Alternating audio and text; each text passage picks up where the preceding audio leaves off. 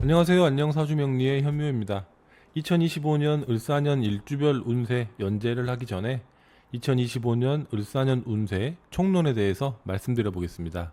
이렇게 하는 이유는 을사년은 간지 자체가 가지는 독특함으로 인해서 일주나 개별 사주의 특징에 앞서 간지의 개성이 우리를 이끌어 갈 것이기 때문이죠.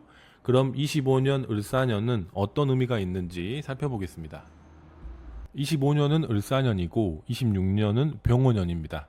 우선 을사년에 대해 이해하기 위해서는 병오년까지 함께 살펴보는 것이 좋습니다. 을사의 기운이 병오로 이어지기 때문이죠. 즉 을사년에 시작하고 이뤄놓은 일이 병오년에 크게 확장되고요. 결과로 드러나기 때문에 을사년과 병오년은 함께 관찰해야 합니다. 명리에서 간지는 천간과 지지로 나눌 수 있는데요. 천간은 먼저 작용하고 지지는 나중에 작용합니다. 따라서 대운을 해석할 때 대운의 천간은 대운의 시기의 초반의 5년, 대운의 지지는 대운의 시기의 후반의 5년으로 해석합니다. 이를 소운법이라고 하는데요. 한 해의 운을 다룰 때도 소운법을 적용해 볼 수 있습니다. 을사년을 소운법으로 적용해 보면 을사년의 초반에는 천간의 을목이 강한 힘을 발휘하고 을사년의 후반에는 지지의 사화가 강한 힘을 발휘한다는 것을 확인할 수 있습니다. 그렇다면 을목의 특징과 사화의 특징, 을목과 사화의 조합의 의미를 바탕으로 해서 을사년의 의미를 유추해 볼 수 있겠죠. 을목은 형체는 있지만 의욕은 가득 차지 않은 상태죠. 따라서 아직 사방으로 퍼지지 못한 기운을 의미합니다. 사화는 형체가 없지만 의욕이 넘쳐서 사방으로 완전히 퍼진 상황을 의미합니다. 따라서 을사년의 포인트는 25년의 초반의 상황이 후반과 완전히 다르게 펼쳐진다는 것입니다. 을목이라는 수줍고 미약한 기운이 사화로 변화합니다. 즉 처음에는 작은 형체에 지나지 않았지만 점차 그 형체가 무섭게 성장해서 시간이 갈수록 급격히 팽창해 강하게 폭발하는 의미가 있습니다. 25년 을사년에 일어날 이 폭발적인 변화에 더욱 깊이 주목해야 되는 이유는 다음과 같습니다. 첫 번째, 을목과 사화, 즉 사화는 병화로도 볼 수 있는데요. 을목과 사화의 연결은 천간의 흐름, 즉 갑, 을, 병, 정과 정확하게 일치합니다. 따라서 을목에서 사화로 연결되는 이 흐름은요, 아주 자연스럽고 강력한 변화라고 볼 수 있습니다. 둘째, 을목과 사화는 하나의 간지 안에서 생의 흐름으로 연결되어 있습니다.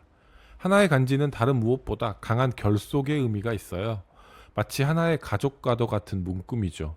따라서 을목과 사화의 조합으로 말미암은 변화의 힘 역시 강하고 분명하게 우리의 삶에 드러날 것입니다. 그렇다면 25년 을사년의 초반의 상황과 후반의 상황이 완벽하게 다르다는 것을 어떻게 우리 현실에 적용할 수 있을까요? 첫 번째, 초반에 쌓아두었던 기반이 후반으로 가면서 전혀 예상할 수 없는 방향으로 크게 확장되는 것을 의미합니다. 두 번째, 급격한 상황의 변화, 도저히 컨트롤할 수 없을 만큼의 큰 변화와 확장의 힘이 펼쳐집니다. 세 번째, 대전제입니다. 긍정이든 부정이든 똑같은 방식의 큰 변화가 예상됩니다. 네 번째, 긍정일 경우 살펴보면 25년 을사년 초반에 마련해둔 주어진 기회가 처음에는 큰 의미를 가지지 않겠지만 25년 후반기로 나아가면서 아주 크게 확장돼서 매우 큰 성취로 다가옵니다. 부정적인 케이스도 살펴봐야겠죠. 25년 을사년 초반에 시작된 부정적인 상황들이 완전히 사라진 것처럼 보였지만 25년 후반기로 나아가면서 갑자기 붉어져서 매우 큰 어려움으로 다가옵니다. 결론을 내보죠. 긍정이든 부정이든 큰 변화를 암시해요. 그래서 우리는 초반의 상황을 잘 관찰하면서 후반의 변화 양상을 잘 살피는 자세가 필요합니다. 다음으로 병오년과의 연관성도 살펴봐야겠죠. 25년 을사년의 사화와 26년 병오년의 병화는 같은 본질의 다른 얼굴이죠. 즉 같은 기운입니다. 그래서 같은 의미를 가집니다. 25년 후반에 일어나는 변화는 거기서 그치지 않고요. 26년, 27년까지 이어집니다.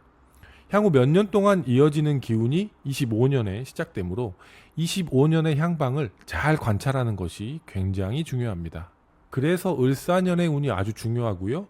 이 시기를 잘 관찰하고 잘 운용하면서 대처하려는 태도가 필요합니다. 을사년 자체가 가지는 간지의 특징이 너무 선명하기 때문에 심지어 일주별 운세나 개인의 사주에 따른 운세를 탐구하는 것보다 을사년의 상황을 잘 되새겨보는 것이 아주 큰 도움이 될 것입니다.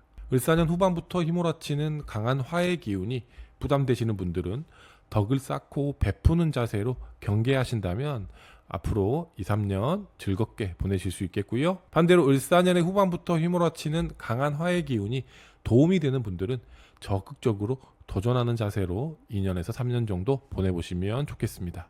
독의 박재환 선생님은 좋지 않은 운이 올 때는 수덕하면 난지자 수라 하였습니다. 즉 해석해보면 덕을 쌓는 자세로 살아가고 나에게 불리한 시기를 아는 사람이 진정 부귀장수할 수 있다는 말입니다. 좋지 않은 운을 미리 알고 슬기롭고 겸손하게 보내려는 태도를 지닌다면 우리의 삶에 평안과 행복을 가져다 준다는 뜻이겠죠.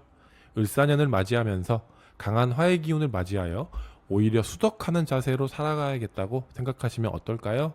더 편안하고 즐거운 하루하루가 되지 않을까요? 사주를 보는 것도 좋지만 현재 내 삶의 밸런스와 컨디션, 방향성, 태도를 점검해보는 자세가 매우 중요하다고 생각합니다.